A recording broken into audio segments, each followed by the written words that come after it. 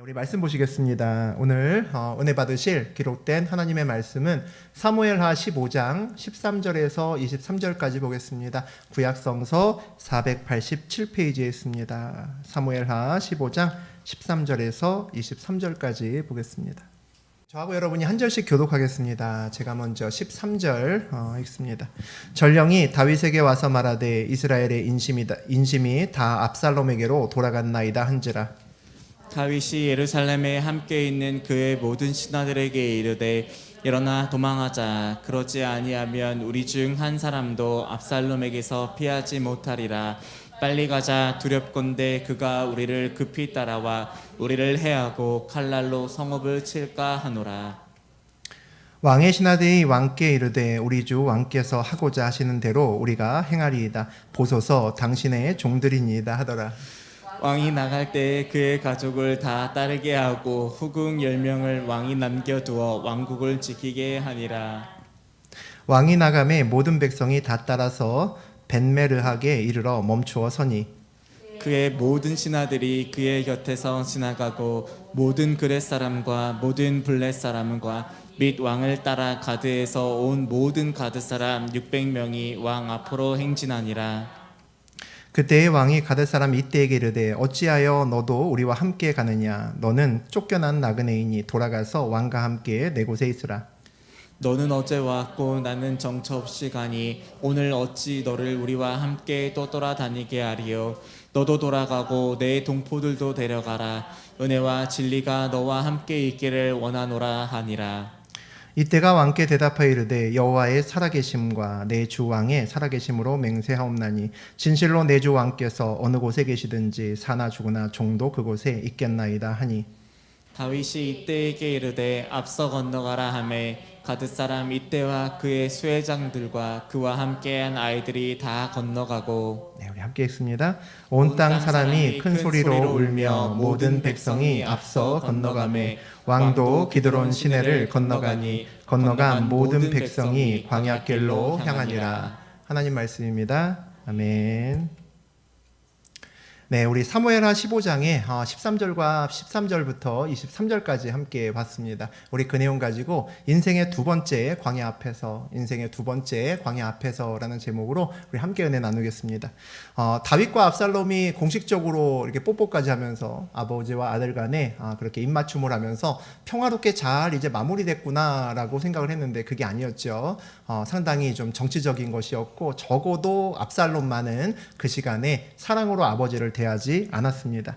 압살롬은 왕에게 재판하러 온 사람들을 따로 불러서 그에게 환심을 사고 그의 말을 들어주고 막 안아주고 그리고 키스해주면서 너를 지지한다. 내 마음이 너와 함께 있어. 막 이런 이야기를 합니다. 그래서 민심이 서서히 압살롬에게로 돌아가고 압살롬이 이스라엘 마음을 훔쳤더라. 이런 대목이 우리 지난 시간에 함께 읽었던 내용입니다. 그러다가 어느 날 압살롬이 다윗왕에게 뜬금없는 이야기를 하죠. 그술에서 도망가 있을 때 내가 예루살렘으로 다시 돌아오면 내가 하나님께 정말 감사의 제사를 드리겠다. 이렇게 서원했다라고 이야기를 합니다. 그러니까 내가 헤브론으로 좀 가서 예배를 드리게 좀 해달라고 그렇게 아버지 다윗에게 말합니다. 얼핏 보면 믿음 좋은 것 같지만 자세히 살펴보면 굉장히 이상한 일이었습니다. 압살롬이 이 예루살렘에 온 지가 한두 해가 된 게 아닙니다. 한 6년 된 거죠.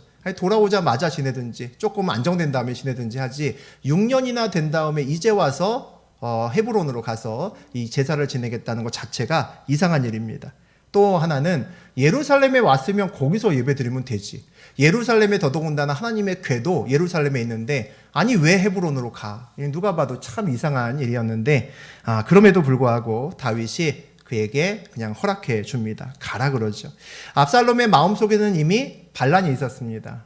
이미 아버지를 배신하려고 하는 마음이 있어서 4년 동안 그것을 차곡차곡 준비했다는 거죠. 그래서 반역의 세력이 점점 커졌다는 것을 우리 지난 시간에 봤습니다. 그만큼 치밀하게 많은 것을 준비했기 때문이죠. 어쩌면 다윗 인생에서 가장 큰 고난이 지금 눈앞에 있는 겁니다. 우리 13절과 14절 다시 한번 읽습니다. 전령이 다윗에게 와서 말하되 이스라엘의 인심이 다 압살롬에게로 돌아갔나이다 한지라. 다윗이 예루살렘에 함께 있는 그의 모든 신하들에게 이르되 일어나 도망하자. 그러지 아니하면 우리 중 한 사람도 압살롬에게서 피하지 못하리라. 빨리 가자. 두렵건대 그가 우리를 급히 따라와 우리를 해하고 칼날로 성읍을 칠까 하노라. 다윗도 이제 압살롬이 반역했다는 소식을 당연히 듣죠. 그러니까 그 상황이 어떻게 되는지 궁금한 겁니다. 그래서 전령을 보냈죠. 그래서 전령이 돌아와서 다윗에게 전합니다.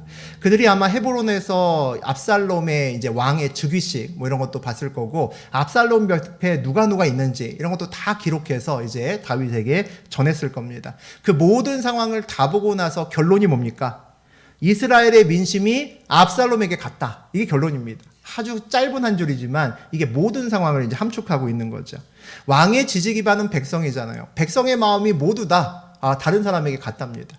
그럼 뭐 대통령도 이제 선고할 필요 없는 거죠. 다 갔습니다. 이제 끝났다는 겁니다. 사형 선고죠. 사망 선고입니다. 이 선고를 오늘 다윗이 받았습니다. 민심이 돌아섰다는 말에 이 믿음의 용사였던 다윗의 반응을 보면, 다윗이 예루살렘에 함께 있는 그의 모든 신하들에게 이르되 일어나 도망하자. 그러지 아니하면 우리 중 한 사람도 압살롬에게서 피하지 못하리라. 정신 못 차리고 있죠. 완전히 두려움에 떨고 있습니다. 야, 큰일 났다. 우리 다 죽는다. 빨리 짐 싸서 빨리 오늘이라도 가자. 이렇게 다윗이 이야기하고 있습니다. 다윗이 이렇게까지 두려워하는 그 이유가 있는 것 같습니다. 오늘 본문을 다시 보면 빨리 가자 두렵건대 그가 우리를 급히 따라와 우리를 해하고 칼날로 성읍을 칠까 하노라. 이렇게 얘기를 하죠. 여기서 해하고라는 말에 그 원어적인 의미를 살펴보면 다른 말로 번역이 가능한데 심판이라는 말로 번역이 가능합니다. 옛날에 나단 선지자가 하나님이 당신을 심판할 겁니다. 어쩌자고 그런 죄를 지었습니까? 이 원어가 동일한 언어입니다. 다시 말하면 하나님께서 압살롬을 통해서 내 죄를 심판하시는구나 라는 말이 이 안에 들어가 있습니다. 이 모든 상황이 내 죄 때문이구나 라는 것이 오늘 다윗의 고백이라는 거죠. 그러니까 두려울 수밖에 없죠. 내 죄 때문에 이 모든 징벌이 지금 내 눈앞에 있구나. 내 죄의 대가가 내 눈앞에 있구나라는 겁니다. 죄인으로 하나님 앞에 서는 것만큼 두려움은 없다라고 생각합니다. 그러니까 우리가 어떻게든지 우리 일생에 걸쳐서 죄를 짓지 않고 살려고, 거룩하게 살려고 노력해야 되는 이유가 있죠.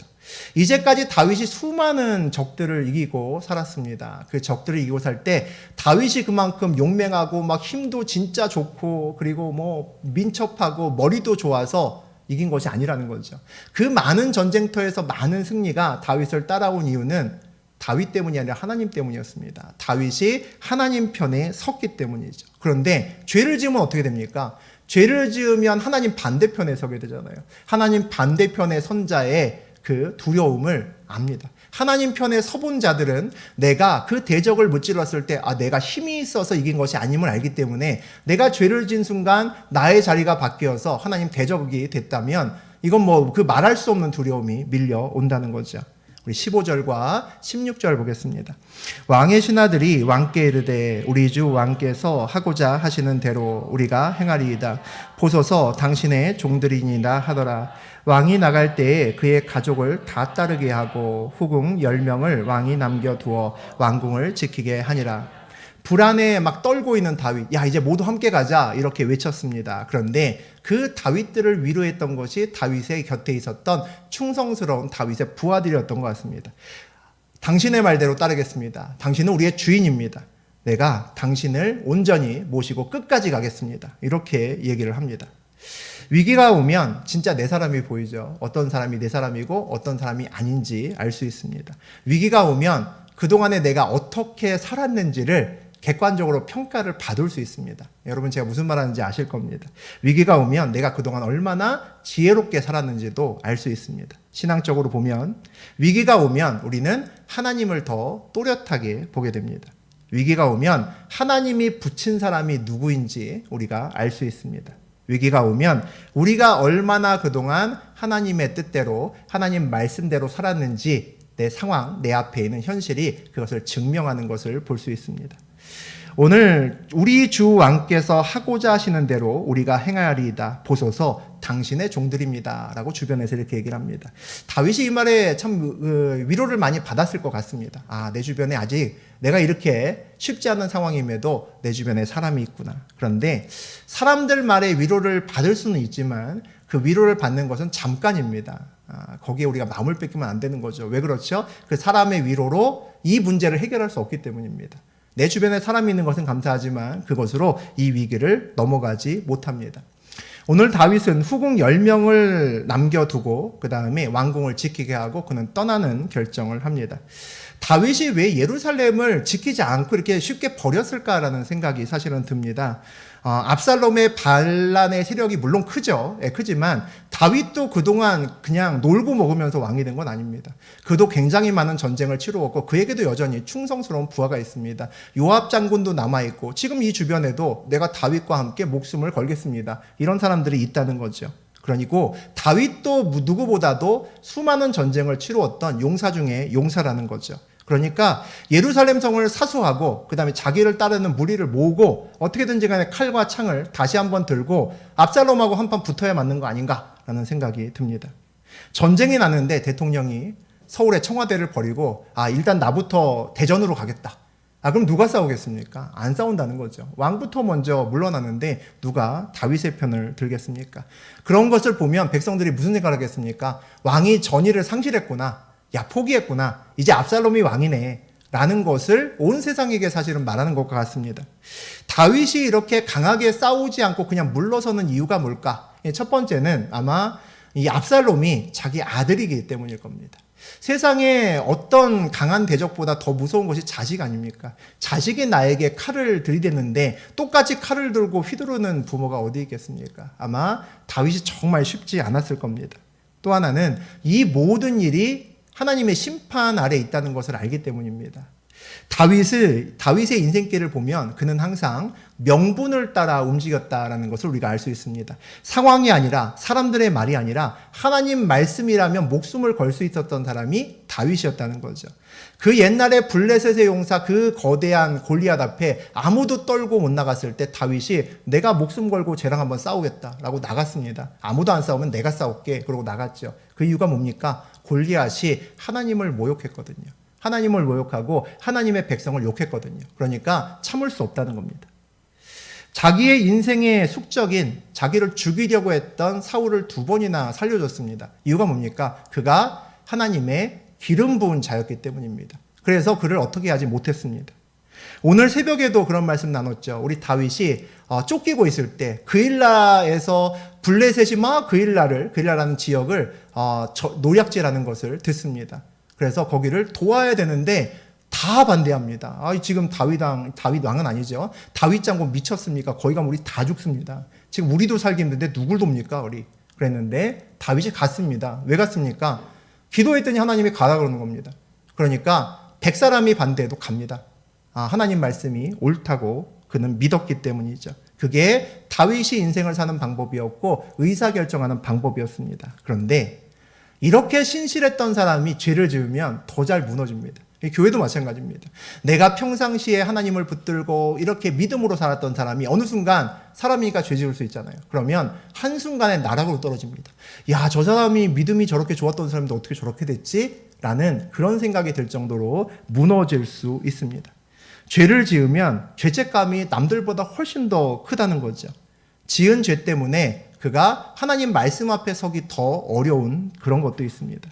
오늘 다윗도 예루살렘을 지키면서 압살롬과 대적할 수 없었던 가장 큰 이유도 하나님이 말씀 앞에 자기가 온전히 설 수 없고 그 말씀을 이미 어겼기 때문에 이 모든 것이 나의 죄값이라는 것에 그 죄책감에서 벗어나지 못했기 때문 아닌가 싶습니다.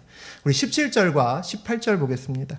왕이 나가매 모든 백성이 다 따라서 벤메르하게 이르러 멈추어 서니 그의 모든 신하들이 그의 곁으로 지나가고 모든 그렛 사람과 모든 블렛 사람과 및 가드에서 온 모든 가드 사람 600명이 왕 앞으로 행진하니 다윗이 이제 도망을 갑니다. 도망을 가다가 벤메르학에 이르렀다고 돼 있는데 우리 개역 개정은 이제 벤메르학이라고 이제 바로 그 원어를 그냥 그대로 썼는데 저것의 뜻은 그 지역 이름이라기보다는 그 변두리를 얘기합니다. 그러니까 예루살렘을 이제 떠나는 거죠. 쭉 떠나가다가 예루살렘의 가장 마지막, 이제 몇 발짝 더 가면 이제 예루살렘 벗어나네. 이런 지역이 이 벤메르학이라고 보시면 되겠습니다.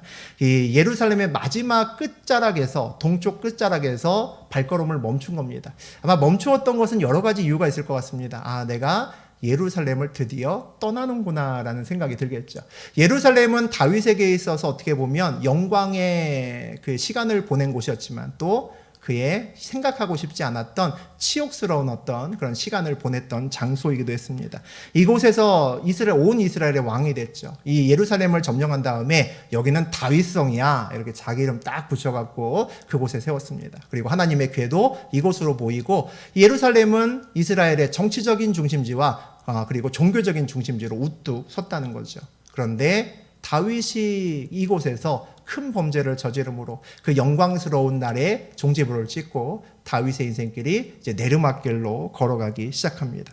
이제 아들을 피해서 다시 도망가야 되는 그런 입장입니다. 정말 쉽지 않은 마음이었겠죠. 그런데도 우리가 오늘 본문을 보니까 그런 다윗과 함께하는 사람들이 있구나 하는 것을 볼 수 있습니다. 먼저 처음에는 왕궁에서 다윗에게 우리가 다윗에게 충성하겠습니다. 같이 갑시다 라고 그동안 충성했던 사람이 함께 일어났음을 우리가 또 봤죠. 또 다른 사람도 있습니다. 모든 그렛 사람과 모든 블렛 사람이라고 되어 있습니다. 그렛 사람은 크레타 사람이고 블렛 사람은 블레셋 사람입니다. 이 다윗이 이전에 사울에게 막 쫓겨서 도망 다녔을 때 블레셋과 가드에서 이렇게 몸을 숨기고 머물렀던 적이 있었죠. 그때 그곳에서 다윗과 뜻을 같이 했던 사람이 나중에 다윗이 왕이 됐을 때 함께 옮겨왔다고 보시면 되겠습니다. 그 사람들은 어떤 사람이었냐면 다윗이 진짜 정부 칠 때였고 무언가 아무런 권세도 없을 때 정말 힘들고 어려워서 언제 죽을지도 모르고 방황했던 시절에 사울에게 쫓겨서 다녔던 그 시절에 내가 당신을 함께 섬기고 가겠습니다. 어려웠던 때를 함께 했던 사람이었습니다. 그 사람들이 오늘 다시 다윗에게 큰 어려움이 왔을 때 내가 그때처럼 지금도 당신을 지지하고 당신 편에 서겠습니다. 이렇게 얘기를 하는 겁니다. 완전 감동이죠. 다윗 입장에서는 완전히 감동이었을 겁니다. 내가 힘들었을 때 같이 했던 사람이 진짜구나. 인생에서도 많이 느끼죠. 우리 다시 한번 볼 수 있는 장면입니다. 그들은 이익에 관계없이 나를 따랐던 사람이기 때문이죠. 다윗에게는 이방인이었던 이 그렛 사람과 블렛 사람이 그런 사람들 중에 하나였던 것 같습니다. 보통 내가 나중에 성공하면 많은 사람이 모이는데 그 중에는 진짜도 있지만 가짜가 훨씬 더 많죠. 뭔가 이득이 되기 때문에 나에게 오는 사람들이 많습니다.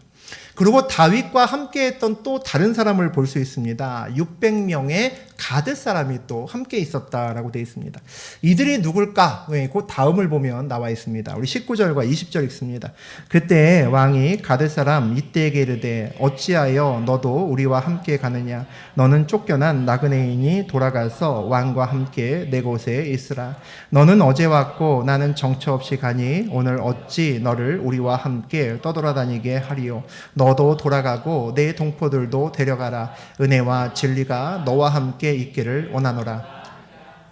우리 다윗이 가드 사람 이때에게 얘기를 합니다. 그대가 온 것이 어제 왔다고 되어 있는데 진짜 어제는 아니고 최근에 왔다는 얘기죠. 온 지 얼마 되지 않았다는 겁니다. 그런데 내가 이제 쫓기는 신세가 됐으니 이제 더 이상 왕도 아니고 나 이제 쫓기는 신세가 됐으니 나 더 이상 따라오면 너 힘들다라고 얘기를 하는 겁니다. 그러니까 더군다나 당신은 이스라엘 사람도 아니고 당신은 이방인 아니냐. 이방인이니까 더군다나 나를 따라올 이유는 아무것도 없다. 그렇게 이야기를 합니다.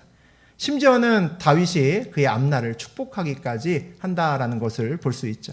여러분은 이 부분을 읽으면서 어떤 생각이 드시는지 모르겠습니다.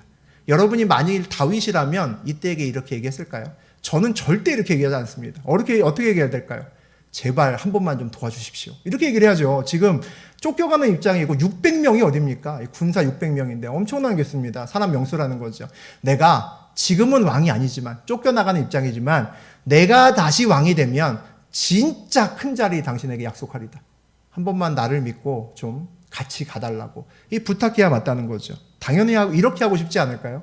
근데 오늘 다윗이 이상하게 얘기하는 거죠. 나랑 같이 가면 손해이고 명분도 없으니까 당신 이익을 따라서 잘 판단해서 가십시오라고 얘기를 합니다.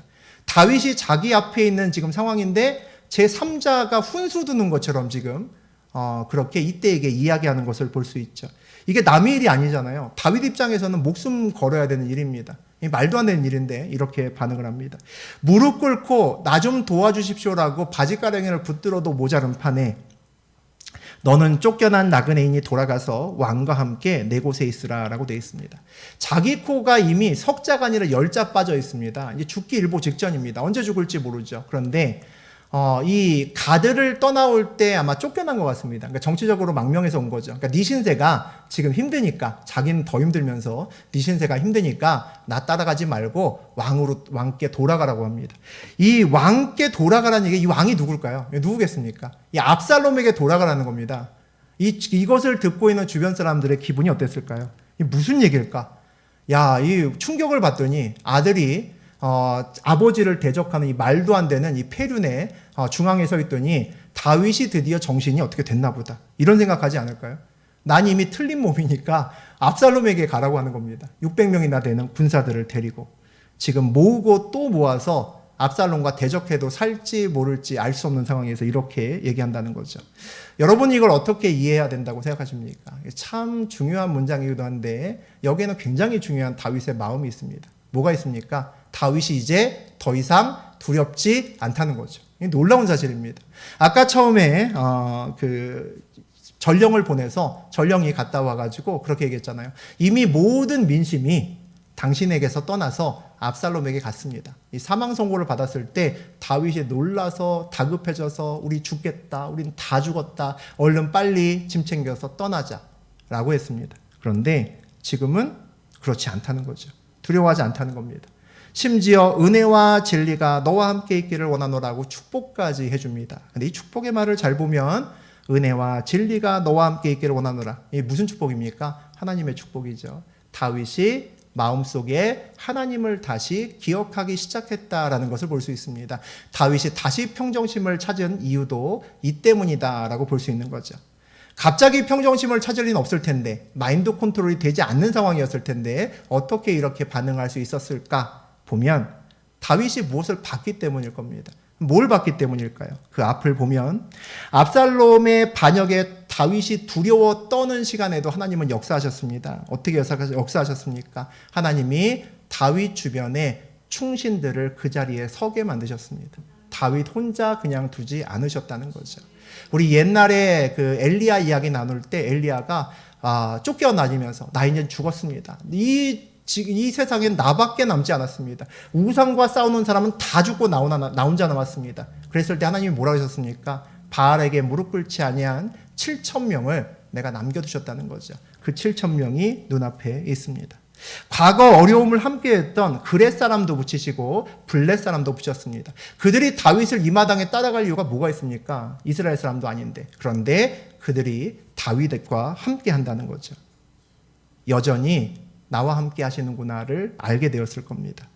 내 죄 때문에 내가 의롭고 하나님 말씀 붙들고 내 골리앗과 싸우고 가서 그일라에서 블레셋과 싸울 때만 하나님이 있었던 것이 아니라 내가 내 죄 때문에 하나님께 용서를 받았지만 내 죄 때문에 내 앞에 있는 그 죄의 결과물을 내가 맞이해야 되는 이 쉽지 않은 상황 속에서도 하나님이 여전히 나와 함께 있다는 것을 다윗이 알기 시작했다는 거죠. 그러니까 두려움이 사라진 것을 볼 수 있습니다. 진짜 놀라운 일이죠.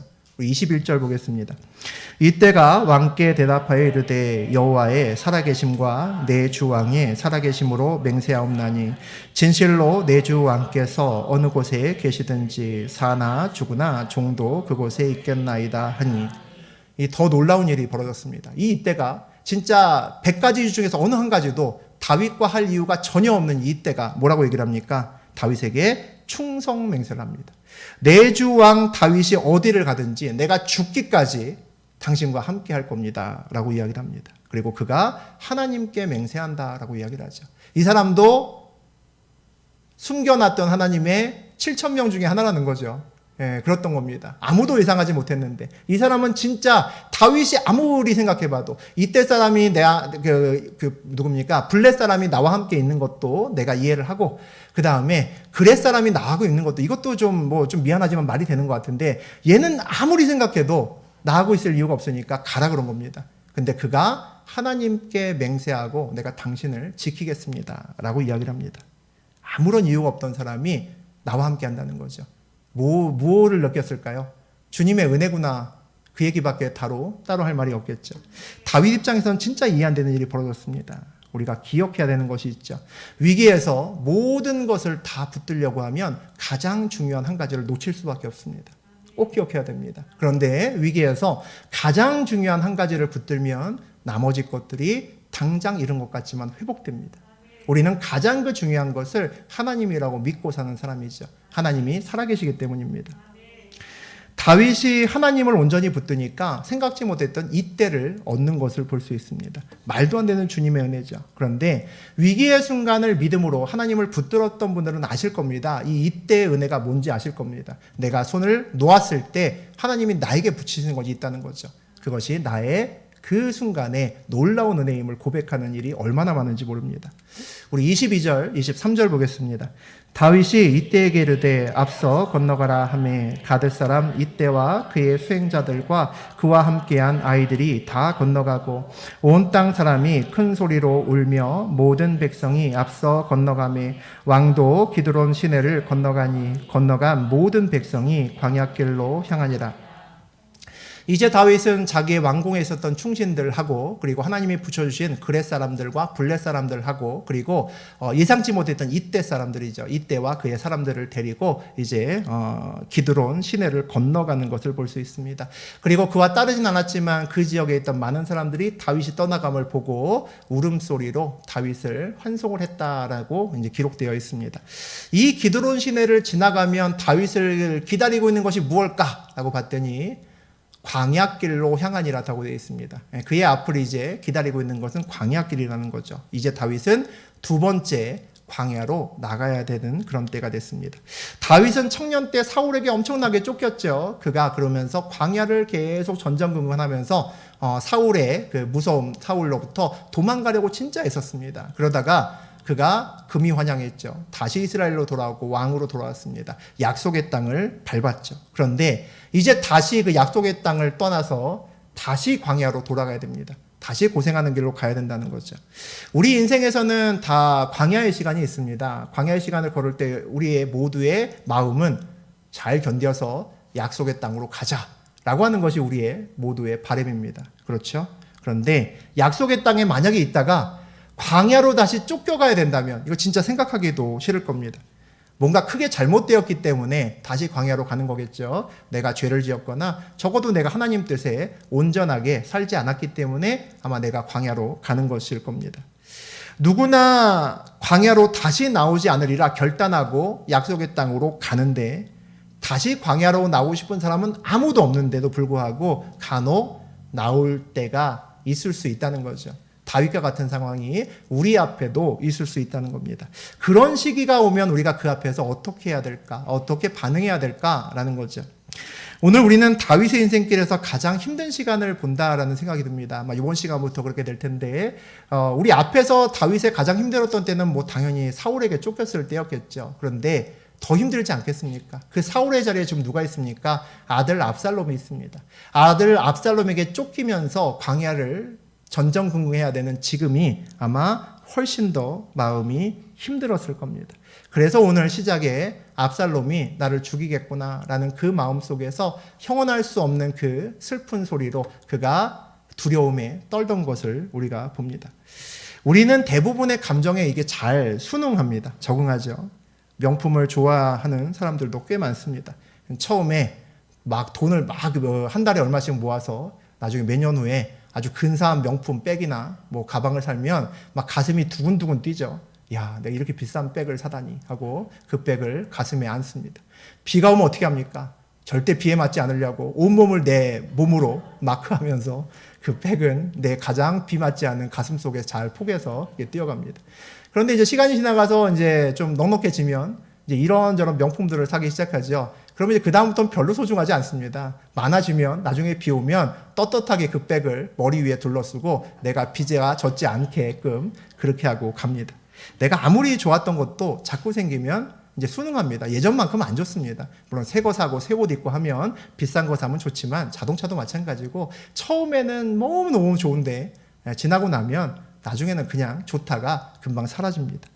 그런데 두려움은 좀 그렇지 않은 것 같습니다.